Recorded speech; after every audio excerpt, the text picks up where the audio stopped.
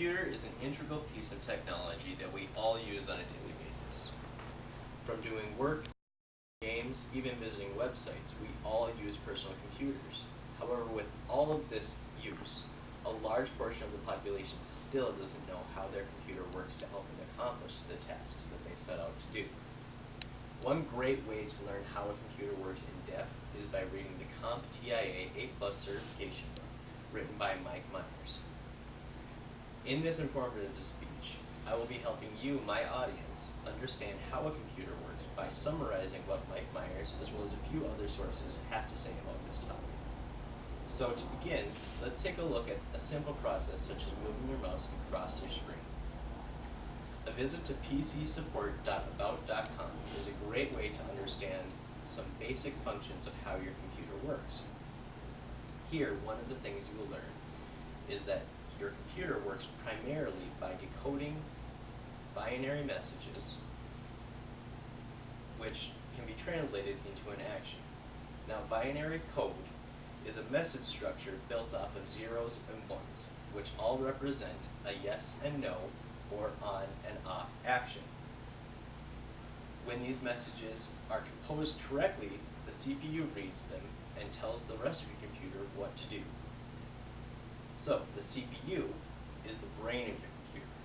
To understand how the CPU works in depth, I suggest taking a look at makeuseof.com.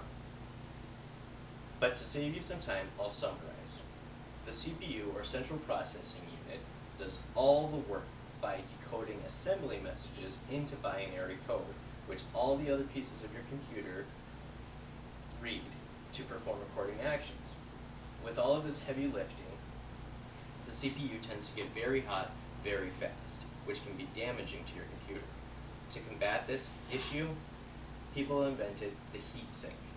Now, the heatsink is a very basic piece of technology which is made up of metal plates and a fan. It kind of works like your home AC. Half of the AC pulls hot air out of your house, while the other half brings hyper-cooled air into your house to circulate throughout.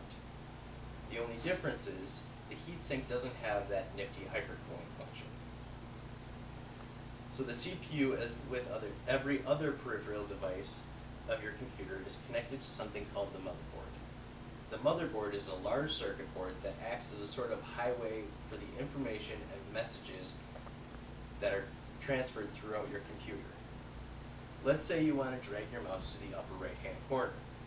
Well, the laser underneath your mouse sends a message down the cable to the USB port, which is a sort of intersection.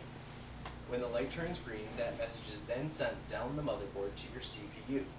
The CPU decodes that message and rewrites it into binary code, which it sends back on the motherboard to its final destination, the hard drive.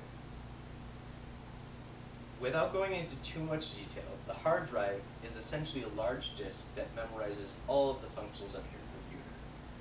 Everything is on here. Your favorite game, Google Chrome, even your entire operating system is all memorized on this disk.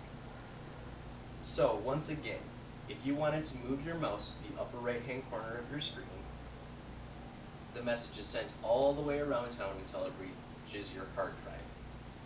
Here, that message is read and the mouse moves. However, to understand this movement, you have to use a little bit of imagination. You see, in the physical world, nothing moves without a force. However, in the world of computers, there are no natural forces to move anything. So in reality, when you're seeing your mouse move, you're not really moving anything at all. In fact, when you move your mouse, what's really happening is the hard drive receives that message that tells where your mouse wants to be, creates a new message that's sent to the display port, which tells it to show a succession of images of your mouse at different points on the screen. Now, I know this is a lot of information to handle, but let me break it down for you. Your hand pushes your mouse along your desktop. The laser underneath your mouse senses the small differences in surface and sends a message down the cable to the USB port.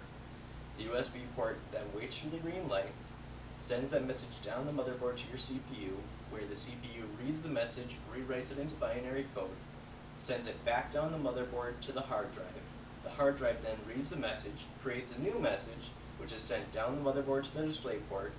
The display port waits for its green light, goes down the cable to your monitor, where there's a smaller CPU that decodes the message and tells the image writer to show multiple images of your mouse pointer at different points on the screen. Okay, so maybe that's not as simple as I let on.